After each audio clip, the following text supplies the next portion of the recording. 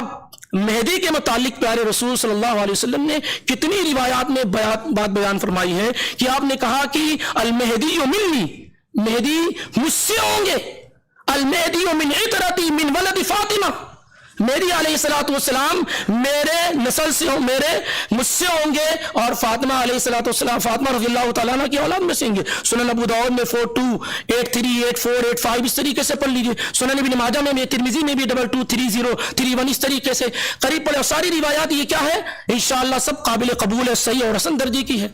تو یہ نبی صلی اللہ علیہ وسلم نے واضح طور پر بیان فرمایا کہ وہ مجھ سے ہوں گے، میرے خاندان سے ہوں گے، اور اولاد فاطمہ میں سے ہوں گے۔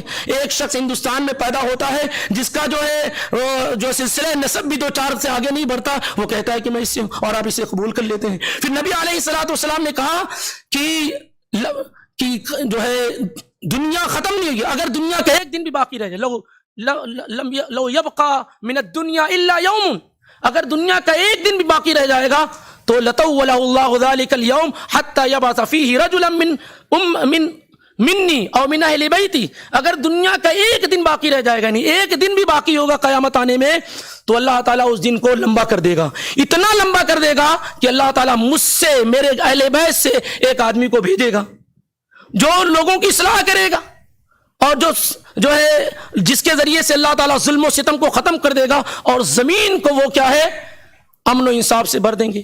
اور یہ سب جانتے ہیں کہ یہ جو حدیث آپ پڑھیں گے تو پورا پس منظر موجود ہے صحیح بخاری میں، صحیح مسلم وغیرہ میں، کہ عیسیٰ ابن مریم علیہ الصلوۃ والسلام نزول فرمائیں گے۔ صحیح مسلم میں لمبی روایت آئے گی 2937 کی نواس بن سمعان رضی اللہ تعالیٰ عنہ سے، تو اس میں یہ ہے کہ دجال پہلے آئے گا۔ دجال کیا ہے؟ پہلے آگے۔ اچھا جانتے جہاں دجال وغیرہ کا معاملہ آتا ہے تو کیا کہا جاتا ہے کہ یہ انٹرنیٹ وغیرہ یہ سب دجال ہیں، اور جو دجال کے متعلق کہا گیا ہے کہ یہ کافر ہے، اس کے پیشانی پہ کافر لکھا ہوگا، تو شکیل بن حنیف نے اپنے ماننے والے کو پٹی پڑھائی کہ اس سے مراد کیا ہے؟ امریکہ، فرانس، امریکہ کا کا لے لیجئے اور فرانس کا فا لیجئے، کافر ہو گیا یہ۔ اس طریقے سے بتائیے، اس کو اس طرح کی چیزیں لوگ کیا ہے ایڈمٹ کر لیتے ہیں اور قبول کر لیتے ہیں۔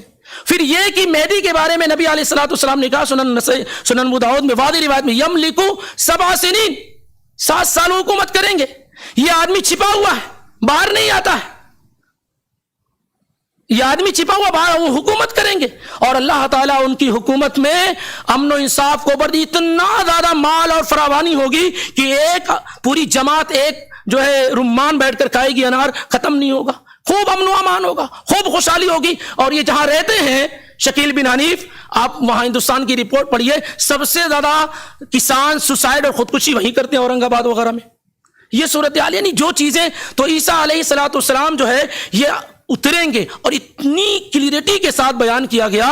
اللہ کے نبی علیہ الصلوۃ والسلام فرماتے ہیں کہ دجال ہوگا، اس کے بعد اللہ رب العالمین عیسیٰ ابن مریم کو بھیجے گا، فینزیل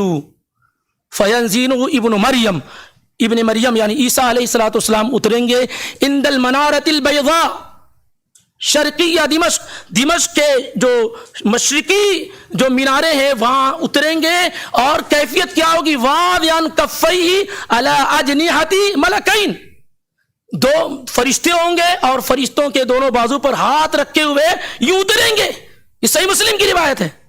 اور اس کے بعد کیا ہوگا؟ ان کے جو ہے سر سے پانی ٹپکے گا، جب وہ سر کو نیچے کریں گے تو پانی ٹپکے گا، جب اوپر کریں گے تو اس طریقے سے پانی ٹپکے گا جیسے موتی جل رہی ہوں۔ اور مزید کہا اللہ کے نبی علیہ الصلوۃ والسلام نے، فلا يحل لكافر يجد ريح نفسه الا مات، جہاں تک ان کی سانس کی خوشبو جائے گی سارے کافر مر جائیں گے، یہ صحیح مسلم کی روایت ہے۔ جہاں تک ان کے سانسوں کی خوشبو جائے گی، جتنی دور تک، اور اللہ تعالیٰ خوب پھیلا دے گا، تو جہاں تک جائے گی کوئی بھی کافر باقی نہیں رہے گا، سب مر جائیں گے۔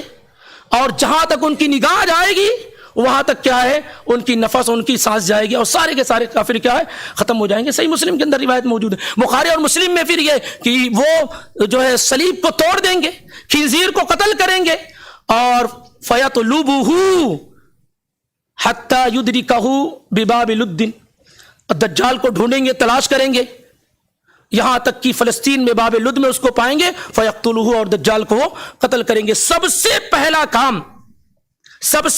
کام جو عیسیٰ ابن مریم علیہ السلام کریں گے وہ کیا ہوگا؟ دجال کو قتل کرنے کا۔ پھر ان کی دعاؤں سے یاجوج ماجوج ختم ہوں گے۔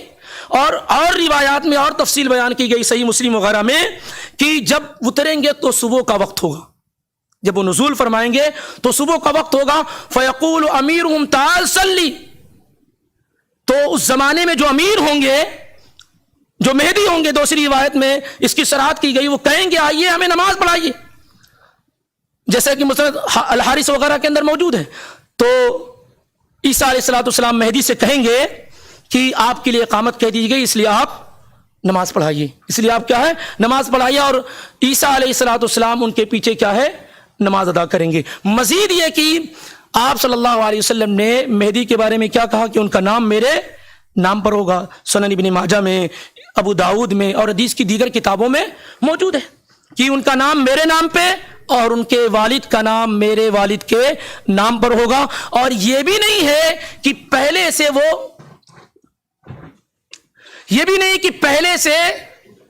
مہدی علیہ السلام کوئی بنے ہوئے ہوں گے، بلکہ اچانک ایک رات میں اللہ تعالیٰ جو ہے ان کی اصلاح کرے گا اور وہ ان کو حکومت عطا کر دے گا۔ یہ بھی حدیث کے اندر کیا ہے صراحت کی گئی ہے۔ نبی علیہ السلام نے یہ بھی کہا کہ وہ کشادہ پیشانی والے ہوں گے، کشادہ پیشانی والے اور اونچی ناک والے ہوں گے۔ یہ سب صراحت کیا ہے احادیث میں کی گئی ہے۔ جب ان چیزوں کا آدمی علم نہیں رکھے گا تو پھر آسانی کے ساتھ اس طرح کے فتنے کا شکار ہو جائے گا۔ تو کسی بھی طرح کے فتنوں سے بچنے کے لیے، فتنے تو ہر حال میں رہیں گے، اس سے آپ کو نجات نہیں ملے گی۔ فتنۃ الرجل فی مالہ واہلہ وجارہ، کہاں سے بچیں گے؟ آپ کے اپنے گھر میں فتنے، آپ کی اولادیں فتنہ، آپ کی بیویاں اور آپ کے گھر والے فتنے، آپ کے پڑوسی فتنے، یہ ساری کی ساری چیزیں فتنے ہیں جس سے انسان کی آزمائش ہوتی ہے۔ لیکن سوال یہ کہ اس وقت کے بڑے فتنوں میں سے یہ ہے، ایک تو بردرس کا فتنہ، نیم ملاؤں کا فتنہ، جو ایڈوکیٹ ڈاکٹروں اور انجینئروں کا فتنہ، یہ اتنا بڑا فتنہ ہے کہ امت کا ایک بہت بڑا طبقہ انہی یہ لے کر چلے گئے۔ اب چندی لوگ ہیں جو علماء کے پاس بیٹھے ہوئے ہیں، ان کو ضرورت نہیں ہے، اب چند لوگ ہیں جو علماء کے ساتھ۔ اور سب سے بڑی نحوست یہ ہے کہ ایسا نہیں کہ اپنا کام کر رہے ہیں، علماء کے کردار کو، ان کی ایکٹیویٹیز کو، ان کے کاموں کو ہلکا دکھاتے کیا کر رہے ہیں۔ کتنے لوگ ہمارے ساتھ بیٹھتے کہتے علماء کیا کر رہے ہیں؟ میں نے کہا اچھا یہ بتائیے، ایک بھی بردر جس لائق ہے کہ عربی پڑھ سکے؟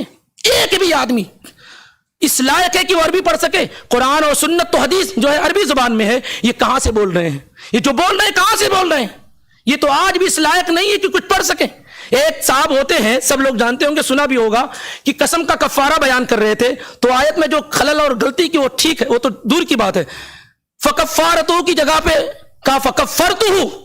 اب اتنا اگر جانتے ہیں، تھوڑا بہت علم ہوتا کہ فکفرتہ کا مطلب کیا ہوتا ہے، دونوں میں کیا معنی ہوتا ہے۔ اور بیچارے پیشے سے وکیل تھے تو وکیل ہونے کی صورت میں وہ تحریر بہت چلتی ہے، تو تحریر اور رقبہ کا ترجمہ کیا کر گئے کہ بھائی کچھ لکھ، بات چیت کر کے لکھا پڑھی کر لے۔ اب یہ کہتے ہیں کہ علماء بھی تو غلطی کرتے ہیں، بھائی وہ کون کہتا علماء نہیں، لیکن علماء یہ غلطی نہیں کرتے ہیں، اس طرح کی غلطیاں نہیں کرتے ہیں، اور جو کرتا وہ عالم نہیں، طالب علم نہیں ہے وہ۔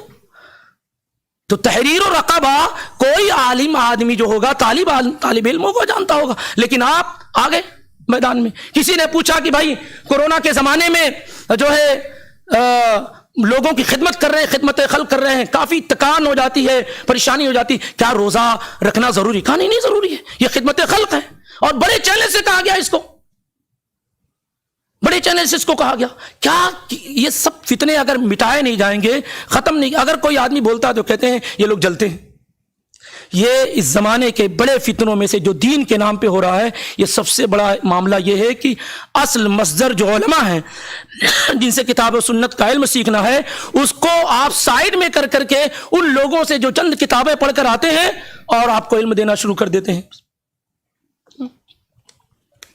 سامنے کتابیں رکھ کر کے کچھ لوگ قرآن کو تھامتے ہوئے آتے ہیں اور قرآن لے کے ہی گفتگو کرتے ہیں، کچھ کتابوں کا سیٹ لگا کر کے گفتگو کرتے ہیں، اور بس ساری کی ساری چیزیں پیج نمبر، جلد نمبر، صفحہ نمبر یہ بیان کرتے رہتے ہیں۔ اب یہ نہیں معلوم کہ اس طرح کی چیزیں بیان کرنے سے پہل آپ نے دیکھا کہ صحابہ کا طریقہ کیا ہے، کہ یہ کتنے لوگ ایسے ہیں جو امیر معاویہ رضی اللہ تعالیٰ عنہ کے متعلق کہ صحیح مسلم کی روایات یہ وہ کوٹ کر کے لا کے دیتے ہیں. آسان اگر تھوڑی چیزیں آپ کے پاس ہوں گی تو ضروری نہیں کہ بہت بڑا علم آپ کو چاہیے. آسان سوال ہے کہ یہ احادیث کس نے بیان کی؟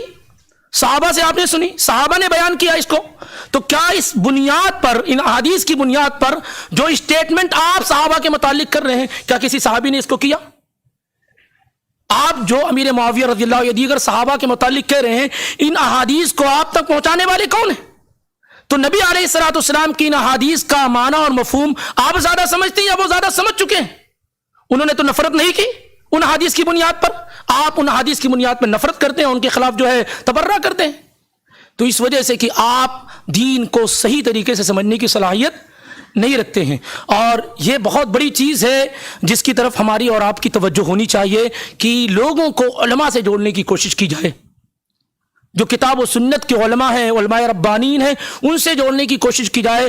اور کبھی کبھار جلسے جلوس سے کام نہیں چلنے والا ہے, بلکہ روزانہ طور پر جو ہماری مساجد ہیں اس میں بہترین علماء متعین کیے جائیں تاکہ ہر دن تھوڑی تھوڑی خوراک آپ کو ملتی رہے اور تمام اہم مسائل پر کیا ہے آپ کے سامنے گفتگو آتی رہے تاکہ آپ کا ایمان عقیدہ کیا ہے محفوظ رہے. یاد رکھیے کہ نجات کا راستہ ایک ہی ہے اور وہ یہ کہ تمسک بالکتاب و سنہ بے فہم سلف الامہ, کہ آپ کتاب و سنت کو سلف صالحین کی سمجھ کے ساتھ مضبوطی سے پکڑ لیجیے.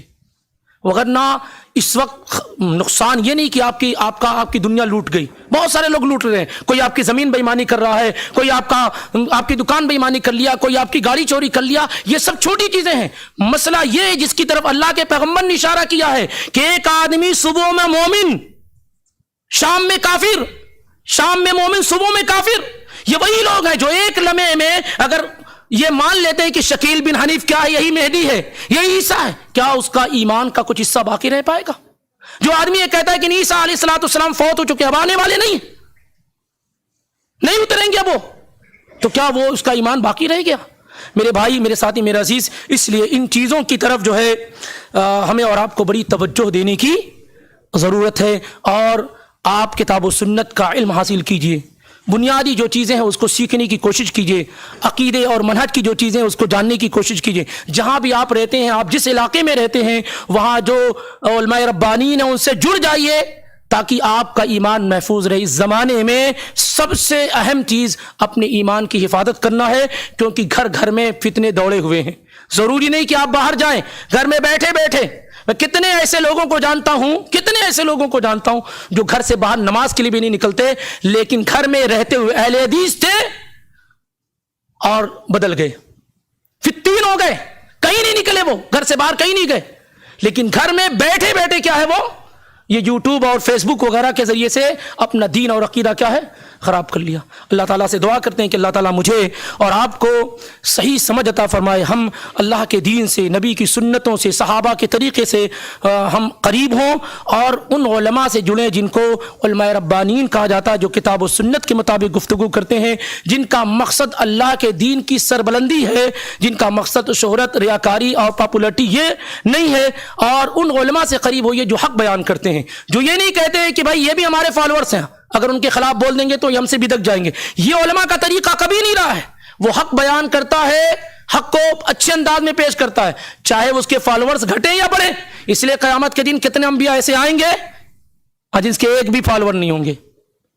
سمجھ رہے نا, یہ بنیادیں نہیں. اللہ تعالیٰ ہماری اور آپ کی حفاظت فرمائے, کتاب و سنت سے ہمیں اور آپ کو قریب کر دے, اور ہر فتنے کے وجود سے پہلے, اگر وہ فتنہ اللہ تعالیٰ نے یہ ارادہ کر لیا کہ کوئی فتنہ آئے تو اس فتنے سے پہلے اللہ ہمیں اٹھا لے. یہ بھی دعا اللہ کے نبی علیہ الصلوۃ والسلام کیا ہے کیا کرتے تھے کہ اللہ فتنے کے واقع ہونے سے پہلے مجھے کیا ہے اپنے پاس بلا لے. آمین وما علینا الا البلاغ المبین. السلام علیکم ورحمۃ اللہ وبرکاتہ.